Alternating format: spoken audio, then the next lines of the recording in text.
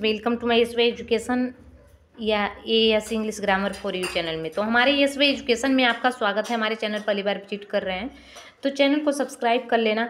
आज हम इस पोएम के मीनिंग बताने वाले हैं, इंग्लिश पढ़ने का तौर तरीका भी बताने वाले। इसके 2 स्टेंजा का बता चुके हैं, लेकिन फ़िलहाल में सारे स्टेंजा कवर करेंगे इसी वीडियो में। द फाउंटेन मतलब होता है बर्फ़ के फव्वारे। इसमें जब कवि ने इसमें पोएट क्या कहते हैं कि उन्होंने फव्वारे का वर्णन किया था। जेम्स रसेल रोवेल ने जो है इस कविता के लिखे हुए हैं और इसमें बहुत ही चढ़ा बढ़ा के वर्णन किए हुए हैं किसका, बर्फ के फव्वारे का। झरना कैसे बनता है और कैसा दिखता है, यही चीज़ है। तो चलिए पहले नंबर स्टेंजा की हम बात करते हैं। तो into the sunshine full of the light leaping and flashing from on till light, तो नाइट। तो क्या हो जाएगा यहाँ पे, यानी इनटू द सनशाइन मतलब धूप में, फुल ऑफ द लाइट यानी रोशनी से, फुल मतलब भरपूर, ठीक। उछलना लैफिंग एंड फ्लैशिंग उछलना और चमकना, फ्रॉम वन टिल नाइट यानी सुबह से रात तक। तो हो जाएगा धूप में रोशनी से भरपूर उछलना और चमकना सुबह से शाम तक। तो इसका अर्थ क्या हो जाएगा कि मतलब जो बर्फ़ के फव्वारे हैं कैसे दिखते हैं, वह सूरज की रोशनी में उसकी गति कैसी होती है। उनका कहना है कि सूरज की रोशनी में सुबह से लेकर दिन की अंत तक झरने से पानी फव्वारा उछलता रहता है, रोशनी और भी अधिक चमकने लगती है।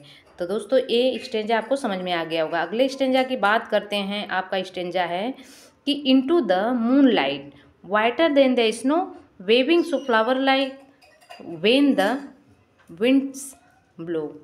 तो यहाँ पे है कि इनटू द मून लाइट यानी दूसरे पोएम की बात कर रहे हैं। तो मून लाइट का मतलब चांदनी में, ठीक। यहाँ पर चांदनी में, वाइटर मतलब बर्फ, सफ़ेद होता है वाइटर मीन्स, देन स्नो बर्फ से देन भी सफ़ेद, वीविंग सो फ्लावर लाइक यानी कितना फूल सा लहरा रहा है, और वेन द वीविंग ब्लो यानी जब हवाएं चलती हैं। तो इसका मतलब होगा चांदनी में बर्फ से भी सफ़ेद कितना जो है फूल सा लहरा रहा है जब हवाएं चलती हैं। तो इसमें इसका यह अर्थ है कि पानी जो बर्फ़ का फव्वारा है चांदनी रात में कैसा दिखता है, और यह जो है पानी की तुलना बर्फ़ और फूलों से करता है। और वह कहता है कि रात में पानी बर्फ़ जैसे भी ज़्यादा सफ़ेद दिखता है, और वह यहाँ तक कहते हैं कि झरने या फव्वारे से जो पानी निकलता है वह सफ़ेद फूल जैसा दिखता है, ठीक है। अगले पोएम की बात करते हैं। Into the star light rushing in spray happy at midnight happy by day.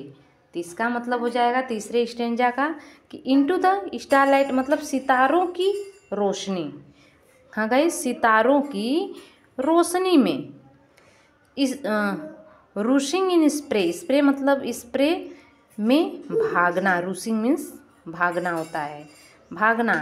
Happy at midnight मतलब आधी रात को खुशी, हैप्पी बाई डे मतलब दिन मंगलमय हो। मतलब तारों की रोशनी में स्प्रे में भागना, आधी रात को खुशी, दिन मंगलमय हो। तो इसका मतलब क्या है कि इसमें वर्णन किया गया है इस स्टेंजा में कि यहाँ पर जो तारे हैं, तारों की तुलना, यहाँ पर रोशनी में फव्वारा कैसा दिखता है, तारों की रोशनी में फव्वारा कैसा दिखता है, जो तारे हैं उसके प्रकाश में फव्वारा कैसा दिखाई देता है। उनका कहना है कि पानी का फव्वारा ऐसा लगता है मानो स्प्रे किया गया हो, और चाहे दिन हो या रात हो फव्वारा सदैव बना रहता है। कवि जो कहते हैं कि फव्वारे की तरह खुश रहना चाहता है, ठीक है। अगली स्टेंजा की बात करते हैं हम। अगला हमारा स्टेंजा है फ्रेंड्स चौथा। इसमें ईवर इन मोशन, ईवर इन मोशन, कभी गति में। फिर मोशन मीन्स क्या होता है, गति, इन मीन्स में, ईवर मतलब कभी गति में। ब्लिट्स सम द चेरी, यानी आनंदित और प्रसन्न दोनों मीन्स होगा। ठीक है, इसके मीन्स आनंदित और प्रसन्न। स्टिल क्लाइंबिंग और हेवन वर्ड नेवर अवेज, इसका अभी अभी स्वर्ग की ओर, हेवन मीन्स स्वर्ग होता है, और चढ़ रहा है, कभी थका नहीं। नेवर अवरी मतलब कभी थका नहीं, तो इसका मतलब अभी कभी गति में आनंदित और प्रसन्न, और अभी भी स्वर्ग की ओर चढ़ रहा है, फव्वारा बिल्कुल ऊपर की तरफ, कभी थकता नहीं है। तो यहाँ पर कवि के, तो इसमें पोएट के कहने का मतलब है कि जो वह का फव्वारा है हर समय गतिशील रहता है, वह कभी रुकता नहीं है, कभी थकता नहीं है, सिर्फ इसलिए कि पानी ऊपर की ओर बहता रहता है। और कवि कहता है कि पानी स्वर्ग की सीढ़ियाँ चढ़ाता है। इसमें जो है कहा गया है कि फव्वारा हर समय जो है बहुत ऊर्जावान रूप से बहता हुआ पाया जाता है, और इसमें जो है प्रसन्न रहने की शक्ति पाई जाती है। ठीक है, चलिए 5वें श्लोक की तरफ बढ़ते हैं।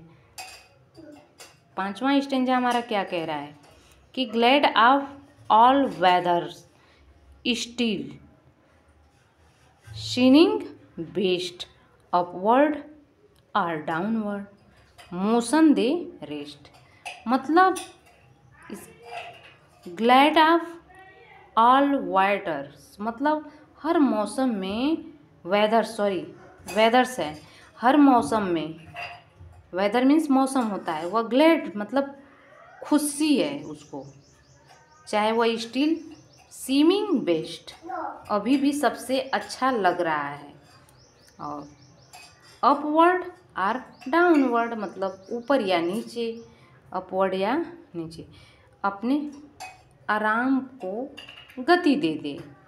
इसका मतलब हर मौसम में खुशी है, अभी वह सबसे अच्छा लग रहा है, ऊपर या नीचे, अपने आराम में वो गति में है। तो इसमें कभी के कहने का मतलब है कि मौसम कोई भी हो, फव्वारा हमेशा खुश रहता है, और दिशा चाहे कोई भी हो, ऊपर या नीचे हो, वो उसी में आराम और महसूस करता है और खुशी मिलती है उसको। चलिए 6वें स्टेंजा की बात करें तो आपका 6वां स्टेंजा है कि full of a nature nothing can tan changed every moment इवर the same, तो एक स्वभाव से परिपूर्ण full of a nature nothing can time मतलब एक स्वभाव से परिपूर्ण, और चेंज एवरी मोमेंट मतलब कुछ भी बस में नहीं कर सकता, और हर पल बदला सदैव वही। ठीक है, ये भी क्लियर हुआ। इसमें करेंगे फव्वारा प्राकृतिक का वह हिस्सा है, इसमें कोई भी नियंत्रण में नहीं ले सकता है, और या इसे बहने या कोई नहीं रोक सकता है। यह ऊपर की ओर बहता रहता है, पानी एकदम सही अनुपात में बहता है, यही हमेशा एक जैसा दिखता है।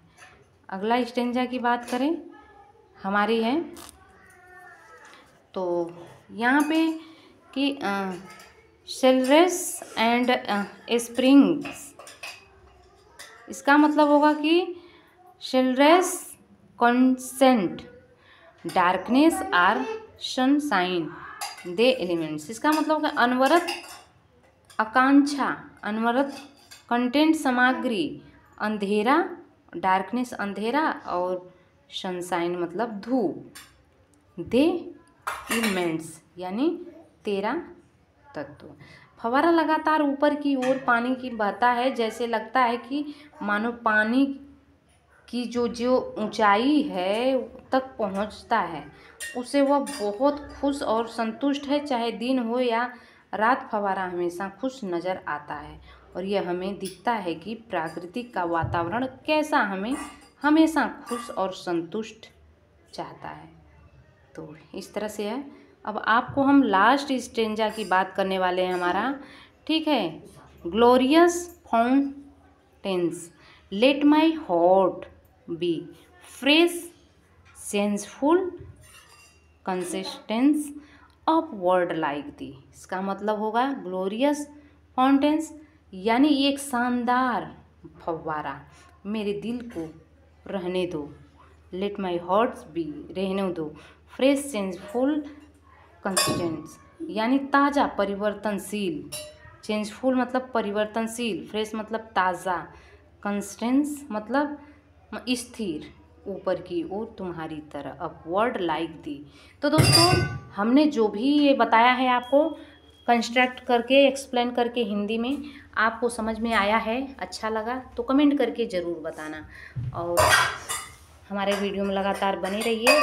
चैनल पहली बार विजिट करें तो सब्सक्राइब भी कर लेना, क्योंकि हम यूपी टीजीटी पीजीटी की भी तैयारी केवीएस एलटी की करवाएंगे, इंग्लिश का ग्रामर हो या थ्योरी हो। Thanks for watching, God bless you.